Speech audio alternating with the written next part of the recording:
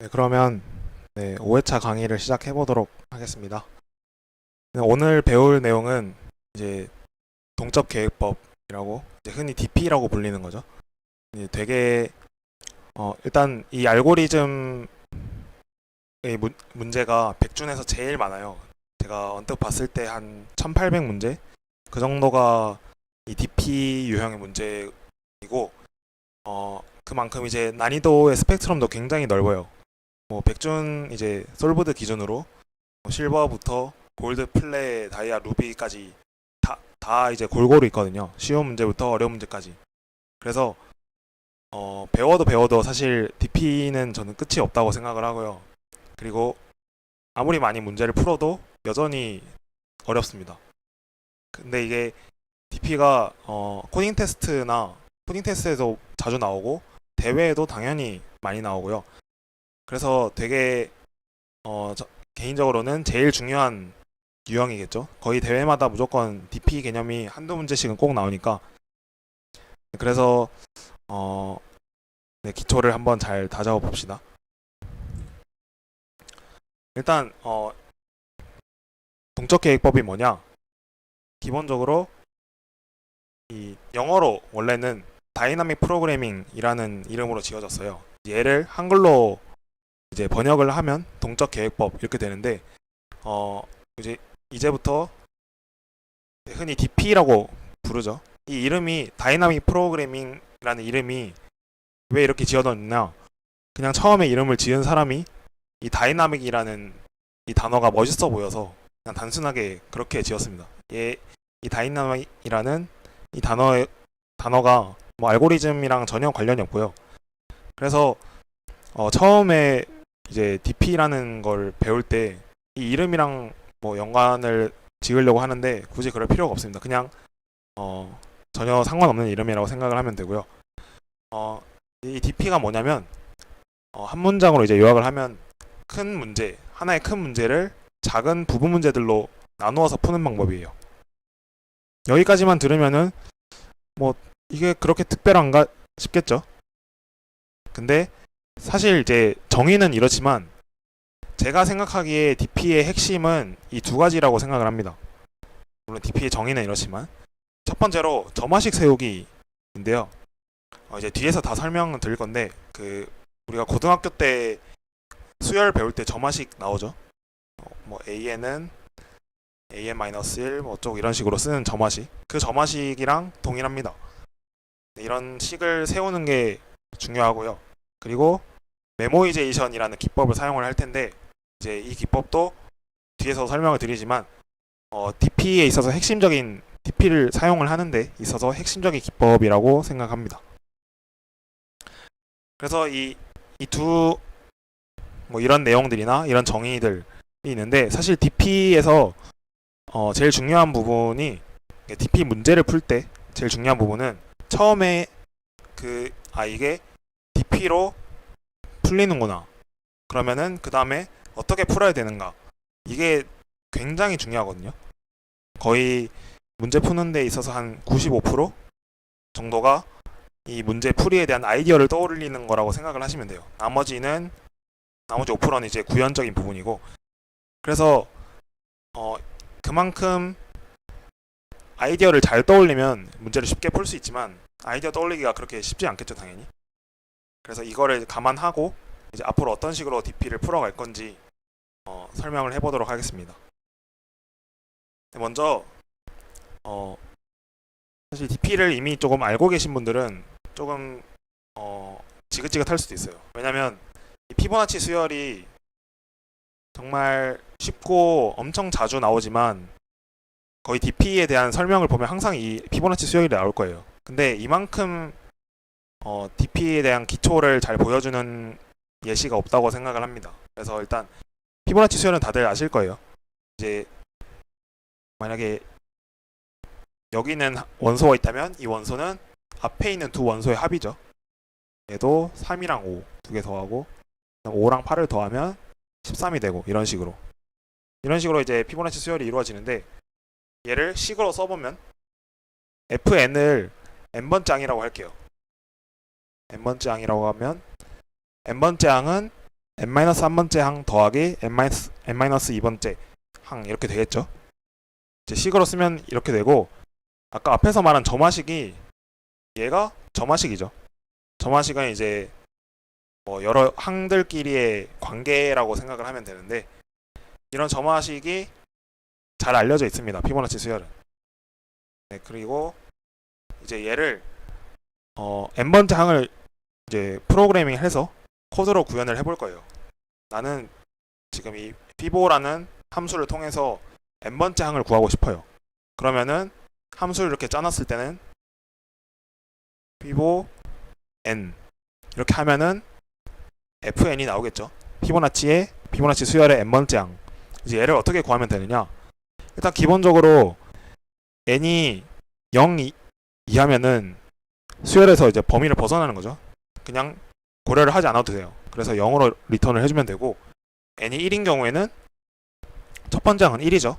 여기 첫 번째 항 1. 그래서 첫 번째 항 1 그대로 리턴을 해주면 되고요. 그게 아니면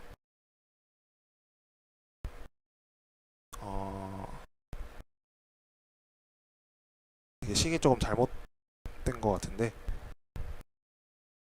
n이 맞네요. 네, 죄송합니다. 이제 n이 2 이상인 경우에는 만약에 예를 들어서 n에 2를 넣었다. 그러면 얘는 피보 1과 피보 0 이걸 호출하겠죠. 이 두 함수의 반환값이 더해진 이 전체 값을 리턴을 하겠다. 이런 식으로 이제 재규적으로 호출이 될 거예요. 예를 들어서 만약에 내가 피보 6을 호출을 했다. 그러면은 이제 피보 4와 5 이 두 함수가 호출이 되겠죠. 그럼 다시 이 4에서 또 들어가면은 3이랑 2 이런 식으로 계속해서 이제 재규적으로 호출이 됩니다. 네, 이런 식으로 이제 코드를 구현을 할 수 있는데, 이렇게 되면은 이렇게 구현을 하면은 문제가 생겨요. 이제 F6 이제 피보 6을 호출을 했을 때 함수가 호출되는 이 과정들을 보여주는 건데요. 첫 번째로 일단 6을 호출을 하면은 4와 5가 호출이 되겠죠. 그러면은 일단 왼쪽부터 우선적으로 호출을 한다고 할게요. 그러면은 F4는 F2랑 F3을 또 호출을 하죠. 그리고 F2는 뭐 여기서 앞에 함수로는 F1과 F0을 호출하죠. 그래서 F2가 계산이 되고, F3은 다시 F1과 F2를 호출해서 각각 계산을 해줍니다. 함수에 대해서. 그리고 이제 F5를 계산을 해야죠. F5도 마찬가지로 F3, F4 그리고 또 각각 이런 식으로 다 호출을 해줍니다. 그래서 결국 이 마지막에 있는 함수들에서 반환된 값이 다 더해지면은 최종적으로 F6이 나오겠죠. 그럼 이제 이렇게 했을 때 문제점이 생겨요. 지금 F6을 호출했을 때는 뭐 크게 함수를 많이 호출한 것 같지 않은데, 이게 n이 만약에 뭐 예를 들어서 1000이다 이러면은 함수들이 굉장히 많이 호출이 돼요. 보통 이제 1.6에 n승 이 정도 뭐 계산이 된다고 하는데, 대략적으로 그 이유가 뭐냐면 F4가 있죠. F4를 여기서 다 계산을 했어요. 그래서 나는 F4에 대한 값을 이미 알고 있어요. 근데 F5를 계산을 할 때 다시 F4를 또 계산을 하죠. 근데 나는 이미 F4를 앞에서 계산을 했는데 여기서 또 계산을 하고 있는 거예요. 그러면은 이 n이 점점 커질수록 중복되는 게 엄청 많아지겠죠. 지금 여기서도 지금 F3이 호출되는 게 F3, F3, F3 이렇게 세 번이 호출이 돼요.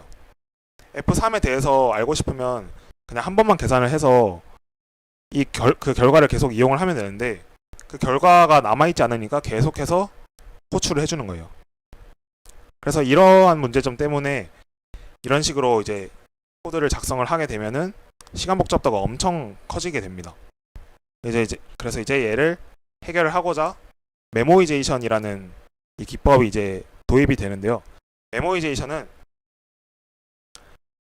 일단 이 영어가 메모라이제이션이랑 조금 비슷하죠.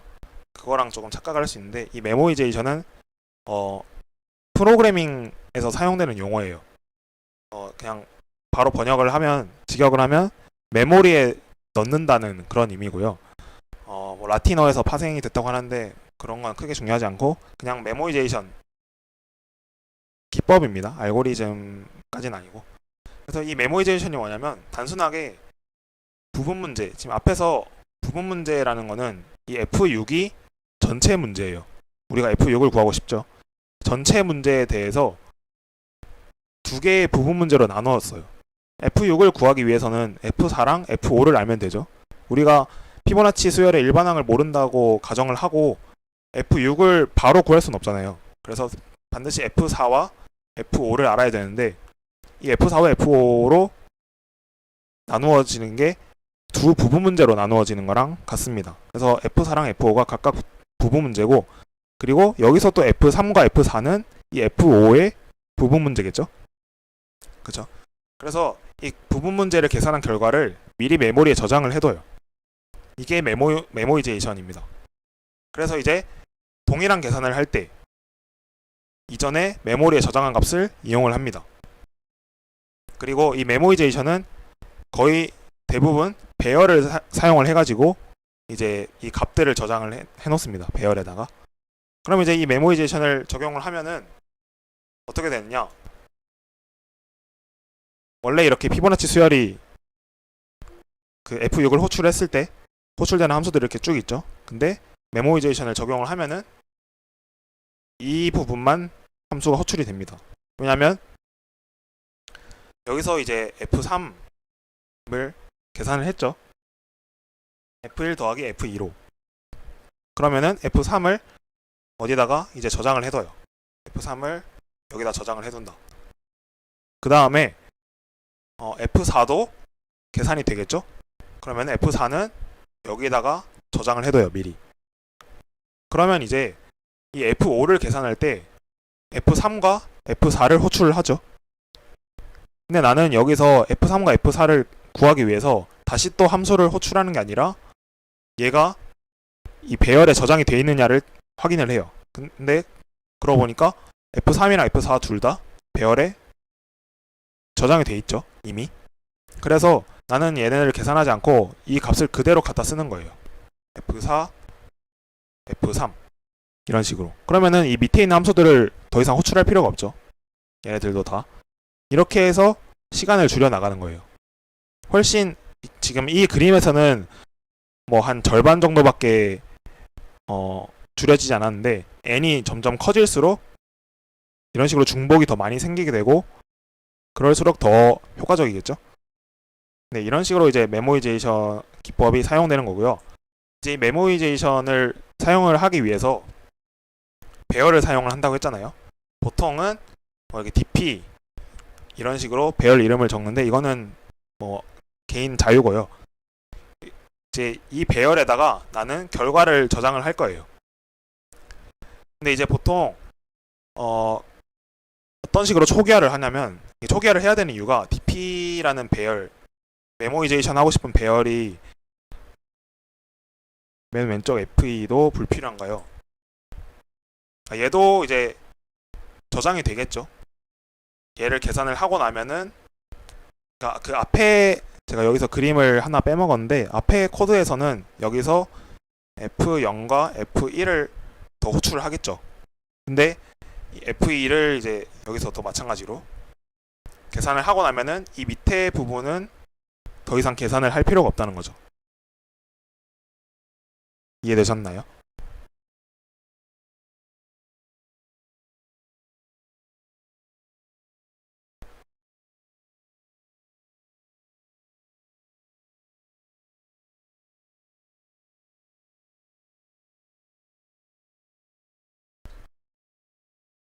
네. 그러면 그래서 이제 메모이제이션이 됐는지 안 됐는지 그걸 확인하기 위해서 처음에 초기화를 해줘야 돼요. 이제 보통 DP라는 배열, DP 배열이라고 할게요. 이제부터 DP 배열을 보통 마이너스 1로 초기화를 해줘요. 왜냐면 우리가 앞에서 본 예시 피보나치 수열을 예시로 들면은 fn의 값들이 전부 다 0보다 크죠. 0보다 큰 자연수의 범위죠. 그래서 이 값이 저장이 돼 있는지를 확인하기 위해서는 보통 양수값을 다 가지기 때문에 마이너스 1로 초기화를 해두면은 예를 들어서 dp k가 마이너스 1이다. 그러면 k에 대한 값은 메모리에 저장이 아직 안 돼 있다는 거죠. 그죠? 그런 경우에는 직접 다시 계산을 해줘야 되고, 만약에 dpk가 마이너스 1이 아니다. 마이너스 1이 아니면은 나는 이 k에 대한 값을 메모리에 저장을 해놨다. 이제 그냥 가져다 쓰기만 하면 되는구나. 이렇게 판단을 할 수 있는 겁니다.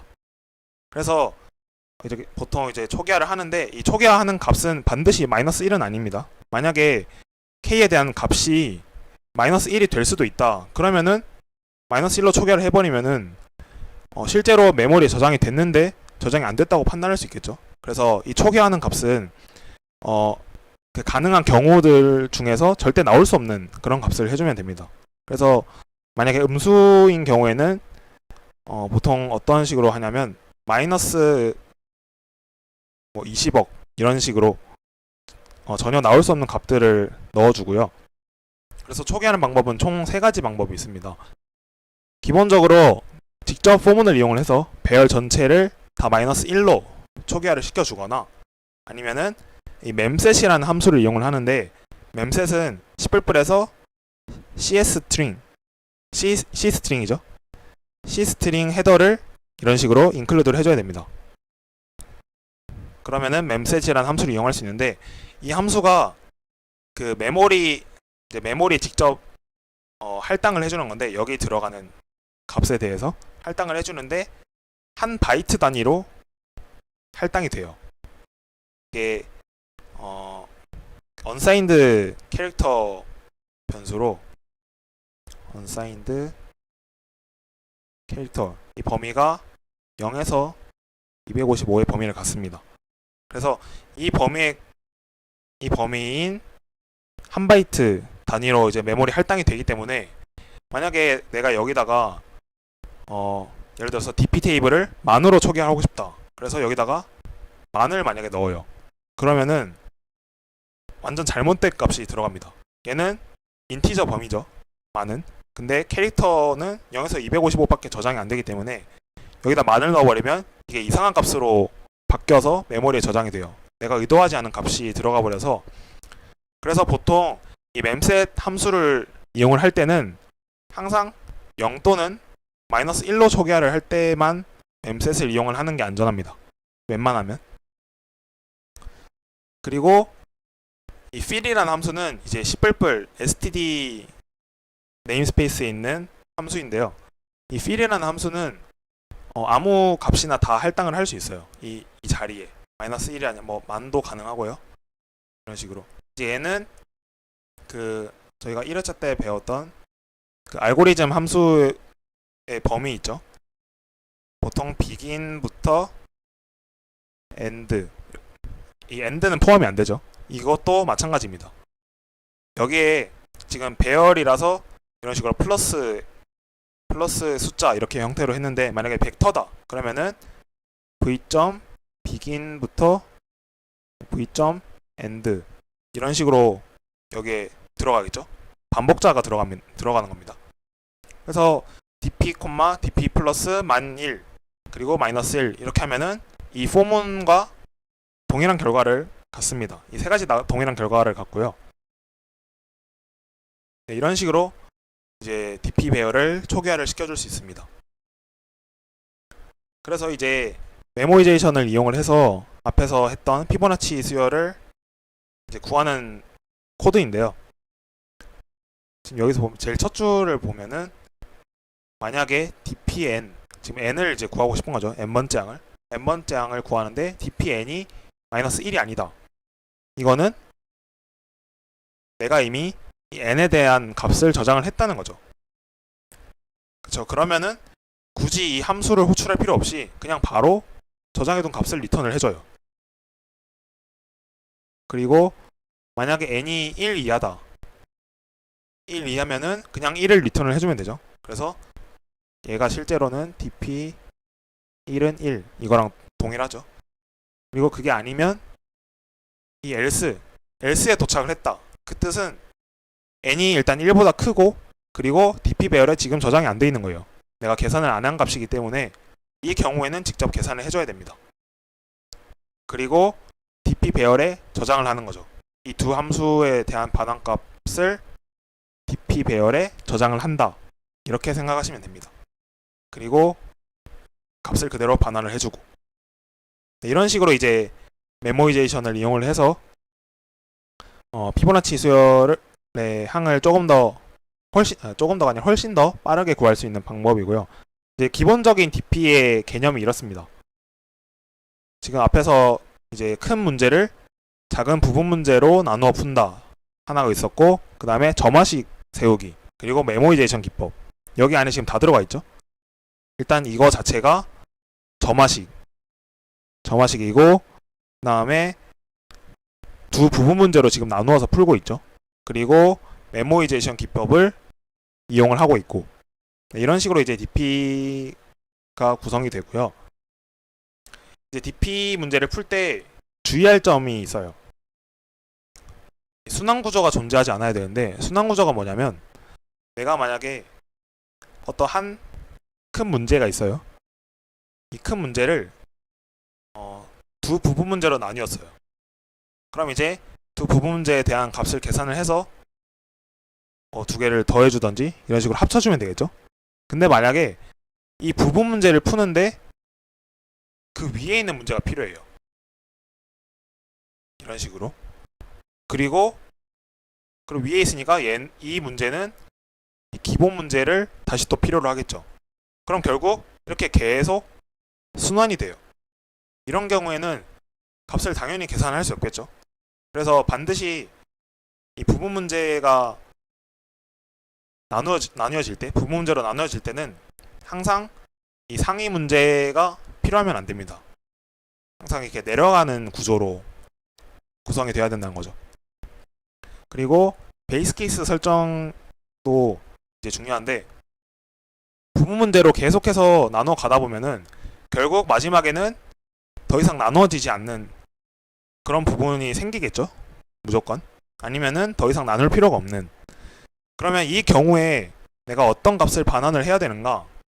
이게 되게 중요합니다. 자, 앞에서는 n이 1보다 작을 때 n이 1일 때 n이 1일 때 1을 리턴했죠. 이런 게 이제 베이스 케이스입니다. n이 1일 때는 더 이상 부분 문제로 이렇게 나뉠 수가 없으니까 그냥 1을 리턴한다. 이런 거를 잘 설정을 해줘야 됩니다. DP를 계산할 때. 그리고 최적 부분 구조. 이게 무슨 말이냐? 이게 DP의 되게 중요한 부분 중에 하나인데, 기본 문제의 최적해가 부분 문제의 최적해를 포함한다. 일단 최적해는 우리가 구하고자 하는 답이에요. 만약에 어떤 문제에 대해서 최대를 구해라. 아니면은 최소를 구해라. 그러면은 가능한 값들이, 그냥 만족하는 값들이 여러 개가 있는데 그 중에서 최대를 고르거나 최소를 고르는 거죠. 이게 이제 최적해인데, 만약에 내가 여기서 기본 문제가 있어요. 그래서 내가 얘를 부분 문제로 나눠줬어요. 그렇죠? 어쨌든 부분 문제 중에서 이 기본 문제에 대한 답이 나와야 되는데, 만약에 이 기본 문제에 대한 최적해가 여기서도 나오지 않고 여기서도 나오지 않아요. 그러면 어떤 경우가 있을까요? 뭐 이 두 개가 같이 합쳐져야 이 문제에 대한 답이 나오는 경우가 있을 수도 있고, 아니면은 전혀 다른 곳에서 이렇게 나올 수도 있는 거죠, 답이. 이런 경우에는 DP가 성립하지 않는 거예요.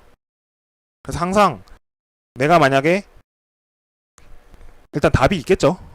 답이 있는데 그 답이 이런 나뉘어진 부분 문제들을 통해서 나오지 않는다면은 당연히 답을 못 구하겠죠. 그렇죠? 그래서 기본 문제에 대한 이 전체 문제에 대한 최적해가 반드시 나뉘어진 부분 문제들로부터 구할 수 있어야 된다는 겁니다. 그래서 이 부분들을 일단 주의를 해주셔야 되고요. 나중에 이제 문제를 풀면서 하나씩 얘네들이 어떻게 적용되는지 제가 설명을 해드리겠습니다.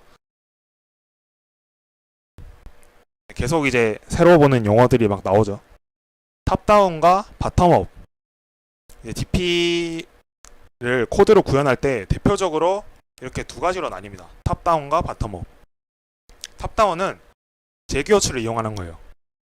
앞에서 저희가 이제 설명했던 이 함수, 재기 함수를 이용을 한 거죠. 재기적으로. 얘가 탑다운 방식입니다.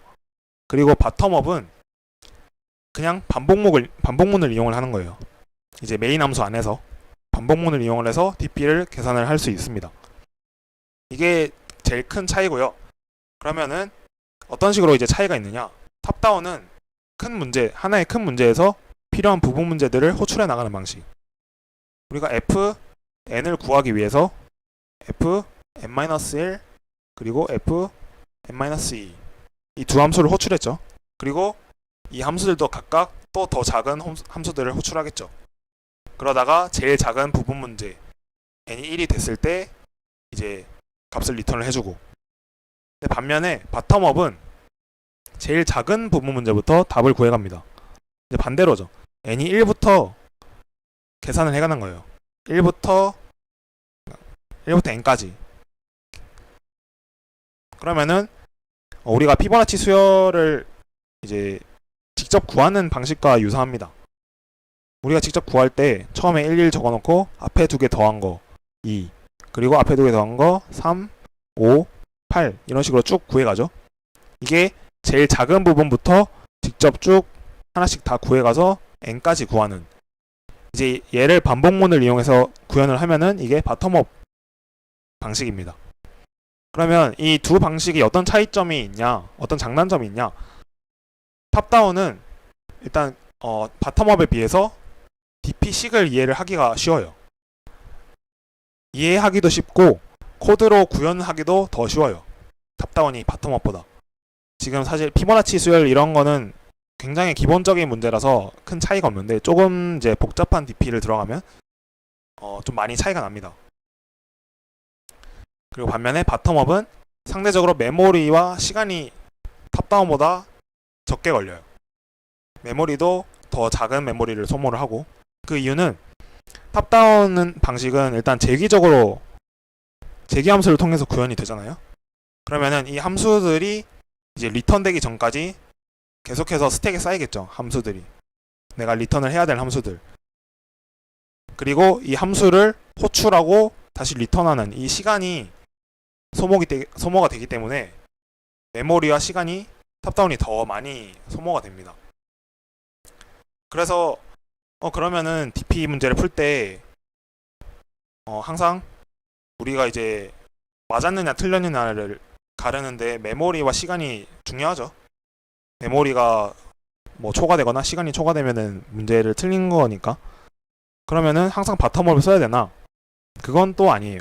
이게 차이가 있긴 한데 DP 문제가 완전 동일한 아이디어를 기준으로 했을 때 바텀업으로 구현을 했을 때는 정답이 뜨고, 탑다운으로 구현을 했을 때 정답이 안 뜨는 경우가 거의 없어요. 이게 간혹 한두 문제가 있다고 하는데 사실 그거는 완전 이제 어려운 문제들, 그런 문제들에서 종종은 아니고 진짜 간혹 있다고는 들었는데 제가 경험했을 때는 한 번도 없었어요. 그래서 이왕이면은 자기가 편한 걸로 하면 되겠죠. 근데 이제 조금 DP를 공부를 하시다 보면은 바텀업으로 푸는 경우가 훨씬 편리한 경우가 생길 수도 있어요. 구현은 항상 이제 구현하기는 탑다운이 더 쉬울지 몰라도 평균적으로는. 그래서 두 경우에 대해서 잘 이제 이해를 하고 있어야 됩니다. 한쪽만 이제 편식하면은 별로 좋진 않아요. 그래서 이제 코드를 이제 가져왔는데 탑다운은 앞에서 했었죠. 코드가 이런 식으로 구현이 되고, 바텀업은 이제 반복문을 이용을 해서 이런 식으로 구현이 됩니다. 처음에 이제 dp1과 dp2를 1로 이제 설정을 해둬요. 그리고 i는 3부터 만까지 dpi는 i-1 더하기 i-2 이런 식으로 하면은 피보나치 수열이 완성되겠죠? 앞에 두 항의 합이니까. 이런 식으로 이제 반복문을 통해서 작은 문제들로부터 계속해서 이제 답을 구해서 최종적으로 하나의 큰 문제를 구하는 이 방식이 바텀업이고요. 이제 개인적으로 이 방식이 조금 중요합니다. 이제 바텀업이 코드 구현에 있어서 더 유리한 경우인데요. 이렇게 이 위에 있는 코드는 이전에 계산된 값을 이용을 해서 현재 값을 구하는 건데, 얘는 현재 값을 앞으로 나올, 그러니까 다음에 나올 이 dp 배열에 약간 뿌려주는 형태예요.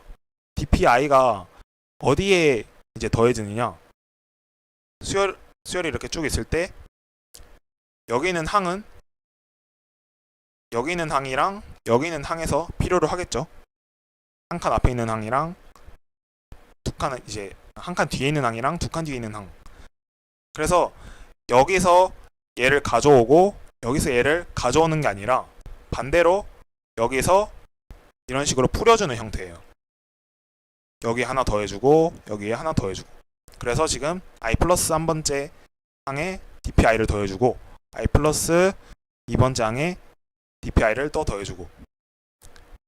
좀 이제 표현하기 쉽게 말하면은 뿌려준다는 느낌인데, 이런, 그러니까 뿌려주는 게 훨씬 편리한 문제들이 꽤 있어요. 근데 그런 경우에는 이 탑다운으로 구현을 하기가 굉장히 힘들어요. 왜냐면 탑다운은 반드시 작은 문제들로부터 가지고 와야 되거든요. 이런 식으로 구현을 하는 거는 탑다운으로도 이렇게 바뀌어질 수 있어요. 근데 이런 식으로 작은 문제들이 여러 큰 문제에게 자신의 결과값을 이렇게 뿌려주는 이런 형태는 바텀업이 굉장히 편리합니다. 그래서 문제에 따라서 바텀업과 탑다운이 장단점이 확실하게 나뉘거든요. 그래서 이거를 좀 잘 이해를 하고 있어야 되고, 이거를 이제 둘 다 꼭 학습을 하라는 의미에서 제가 이제 이 주차 필수 문제 그 제출 기간이 끝나고 나면은 제공해드릴 코드에는 제가 탑다운과 바텀업 코드 두 개 다를 제가 작성을 해놨거든요. 그래서 나중에 이제 문제를 풀고 이제 그 코드가 제공이 되면은 꼭 두 코드 다 한 번씩 확인을 해보시면 많이 도움이 되실 거예요. 그 다음에 이제 DP에 대해서 시간 복잡도를 계산을 당연히 해야겠죠. 이 문제가 시간 안에 돌아가느냐. 그래서 이제 바텀업인 경우에는 반복문 기준으로 돌아가니까 그냥 반복문의 연산 횟수와 동일합니다. 우리가 시간 복잡도 앞에서 강의에서 배울 때 반복문을 통해서 이 코드가 어떤 시간 복잡도를 갖느냐 계산을 했었죠. 그래서 바텀업은 시간 복잡도를 계산하기가 꽤 쉬워요. 그냥 포문의 횟수만 보면 되니까. 그러면 이제 탑다운인 경우는 어떻게 되느냐? 우리가 앞에서 이제 피보나치 수열 또 이제 예로 들면은 피보나치 수열의 10번째 항을 구한다고 할게요. 그러면은 재기적으로 계속해서 호출이 돼요. 피보 9, 8 얘도 또 호출이 되고 이런 식으로. 근데 물론 우리가 메모이제이션을 통해서 중복되는 거는 더 이상 계산을 하지 않겠죠. 이런 식으로 됐을 때 얘의 시간 복잡도가 어떻게 될까요? 한번 채팅창으로 자신의 생각을 적어주시면.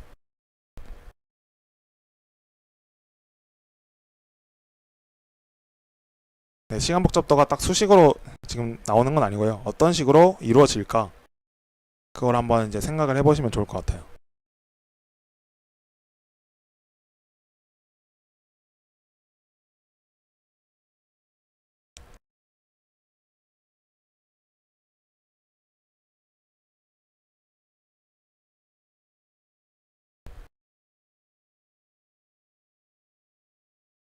채팅이 올라오고 있는 걸까요?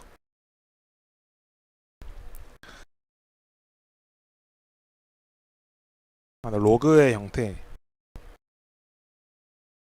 네, 그럴 수도 있겠죠. 로그 이렇게 반반씩 계속 나눠지는 형태니까. 2의 n승도 있고요. 지금 벌써 이제 답변이 조금 나뉘는 거 보니까 생각하기 좀 힘들죠. 탑다운인 경우에는 시간 복잡도가 어떻게 나오느냐. 그냥 단순하게 계속 나뉘어 간다면은, 그러니까 뭐 저장을 하지 않고 그렇게 나온다면은 조금 이제 계산을 할 수도 있어요. 근데 문제는 우리가 이미 계산된 값은 더 이상 계산을 하지 않으니까 그 값들이 제외가 되면은 또 몇 개가 남을까 되게 애매하죠. 그래서 탑다운인 경우에는 이제 시간 복잡도가 이런 식으로 최대 이제 b고 이 정도 걸린다고 보면 됩니다. dp 테이블의 크기, 우리가 앞에서 dp 만을 잡았었죠. 그러면은 dp 테이블의 크기는 만이겠죠. 만이고 한 칸을 계산하는데 걸리는 시간을 곱하면 됩니다. 만약에 내가 dp 6이라는 이 한 칸을 계산을 하는데 10번 계산이 된다. 그러면 곱하기 10 이런 식으로 계산이 되는 거죠. 하나 예시를 통해서 볼 건데요. 지금 dp 배열이 대략적으로 1000이죠. dp 배열의 크기가. 그 다음에 이 안에 있는 함수는 그냥 제가 임의로 만든 거예요. 특별히 의미가 있는 건 아니고 시간 복잡도만 이제 보기 위해서죠. 일단은 저장이 돼 있으면 dp 배열에 저장돼 있으면 그냥 리턴해주고 x가 1000인 경우에는 0을 리턴해줘요. 이게 그러면 베이스 케이스가 되겠죠. 그 다음에 이 dpx라는 지금 이제 이 sol이라는 함수가 x에 대한 값을 결국 계산을 하기 위한 거잖아요. 그쵸? 우리가 피보 이런 식으로 함수가 이루어져 있으면 결국 n에 대한 값을 계산을 해서 마지막에 리턴을 해주죠.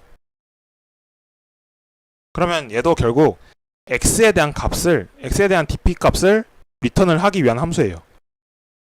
그러니까 결국 한 칸이죠. 한 칸을 계산하는 건데 여기 안에서 지금 보면은 한 칸을 계산하기 위해서 시간 복잡도가 어떻게 될까요? dpx 한 칸을 계산하는 시간 복잡도.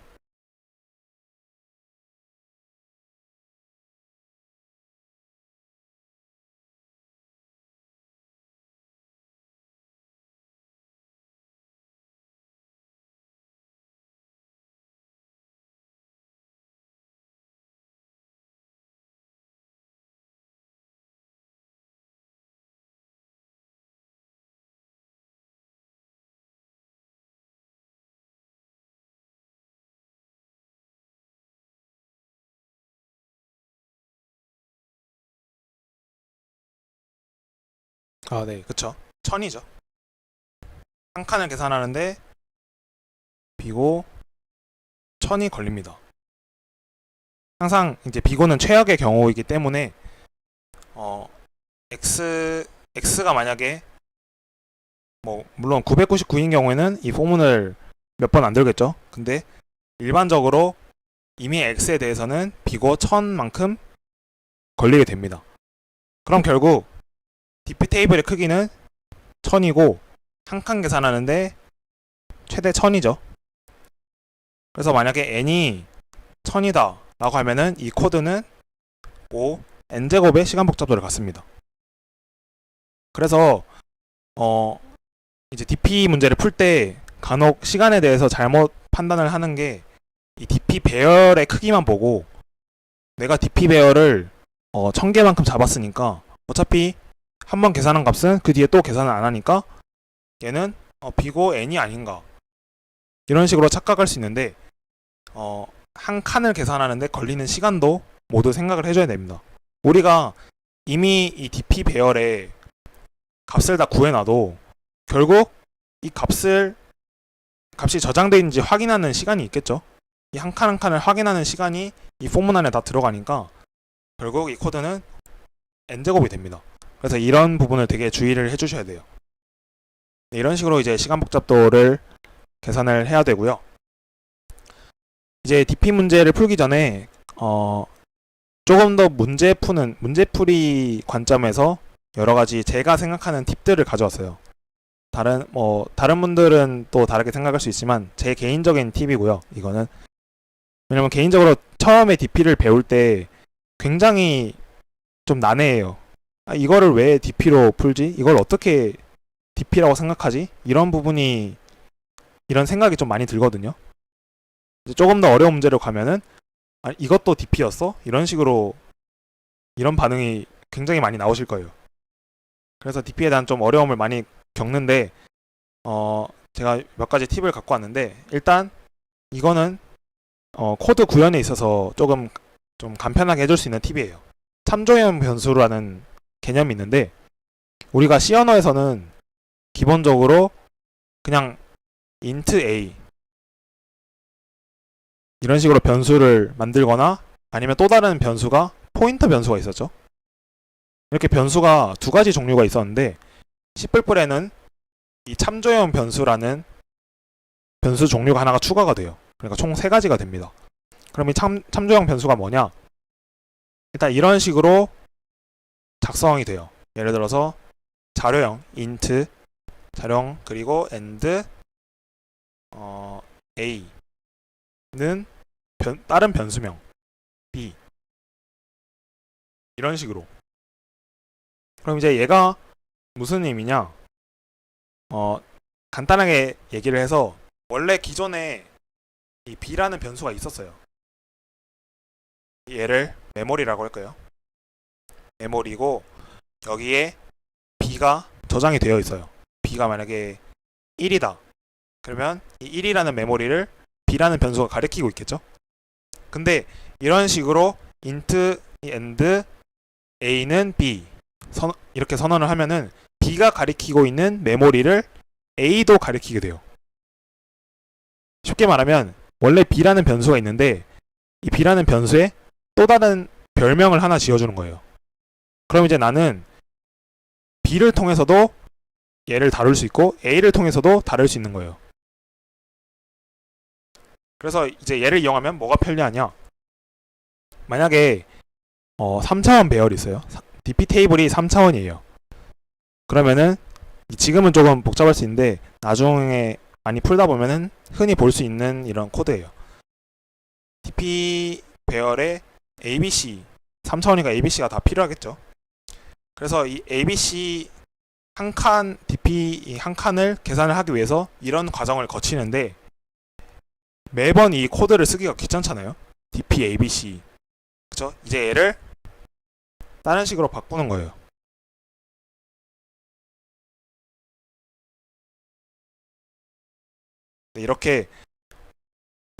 이렇게 작성을 하면은 지금 여기서 int and ret 이 변수명은 개인 취향이고요. 저는 이제 리턴하고 싶은 값이라서 ret라고 작성을 했고요. int and ret dp abc 이렇게 하면은 이제는 dp abc로 굳이 적지 않고 그냥 ret를 이용해서 계속해서 이제 코드를 작성해주면 돼요. 이 두 코드가 동일한 코드가 됩니다. 되게 편리하죠.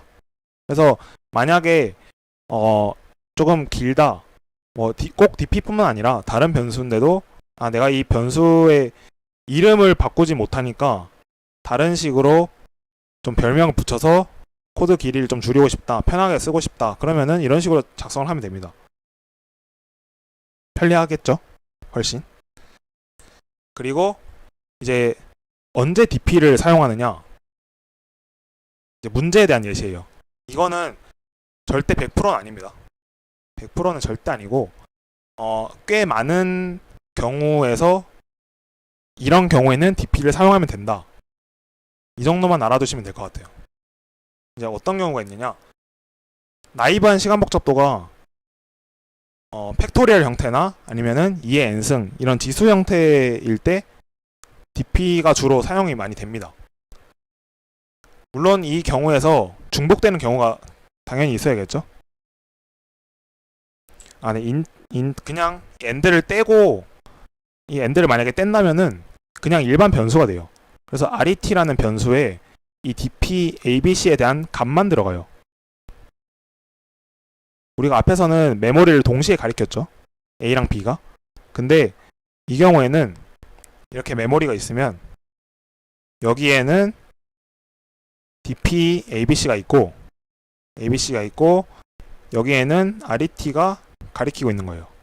이 두 값만 똑같지 메모리는 실제로 달라요. 그래서 여기서 아무리 ret 값을 바꿔줘 봤자 이 dp abc의 값은 변하지가 않습니다.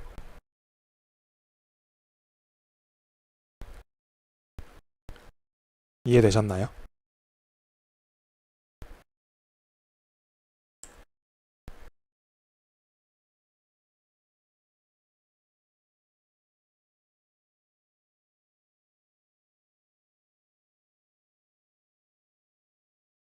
아니요, 포인터 변수랑 다른 개념이에요. int 별로 해버리면 ret라는 이 변수가 갖는 값은 dp abc의 주소값이에요.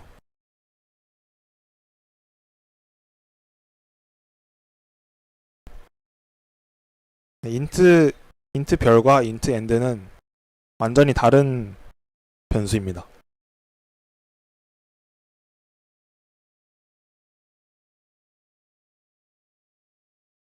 이 참조형 변수에 대해서는 조금 이제 자세하게 알고 싶으시면 구글링을 하면 많이 나오거든요. 그냥 단순하게 다른 별명을 지어준다고 네 그렇게 생각하시면 될 것 같습니다. 그래서 이제 나이브한 시간 복잡도가 이런 식으로 구성이 되는 경우, 이제 예를 들어서 n명을 일렬로 나열하는 경우의 수예요. 그런 경우에 만약에 1에서 7까지 번호를 붙인 7명의 사람을 일렬로 나열하는 경우의 수를 생각을 해볼게요. 만약에 1, 3, 2 처음에 이제 이런 식으로 나열이 될 수 있겠죠. 그 다음에 또 다른 경우로 1, 2, 3 이렇게 나열했어요. 그러고 나면은 일단 이 두 경우는 다른 경우예요. 근데 이 뒤를 보면은 결국 4, 5, 6, 7을 일렬로 또 나열하는 경우의 수죠. 얘도 마찬가지고.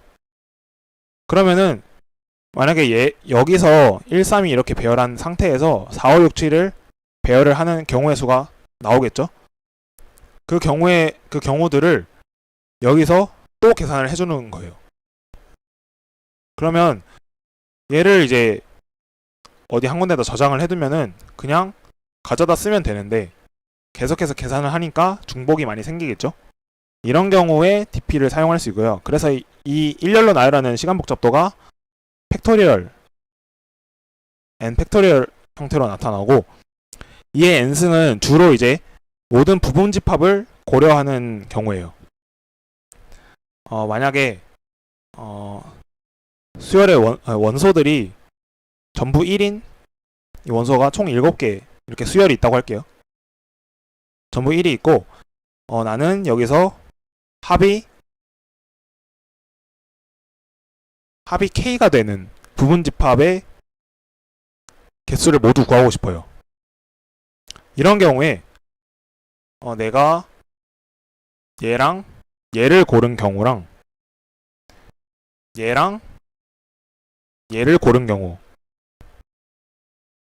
두 개가 같죠? 마찬가지예요. 이 일렬로 나열하는 경우랑 마찬가지인데 이 뒤의 경우들은 앞을 이제 신경 안 쓰면은 결국 두 경우가 동일해요. 그 다음에 이어질 계산들은. 근데 또 각 경우마다 계속해서 이 뒤를 또 구한다는 거죠. 그쵸?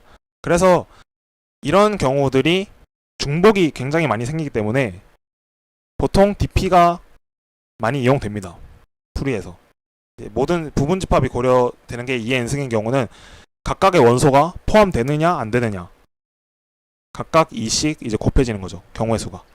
그래서 2의 n승이고 네, 이런 경우에 이제 시간 복잡도를 직접 그냥 단순하게 계산을 했을 때 이 정도 걸리는 거나 그러면은 한 번쯤 dp를 생각해 볼 수 있는 거예요.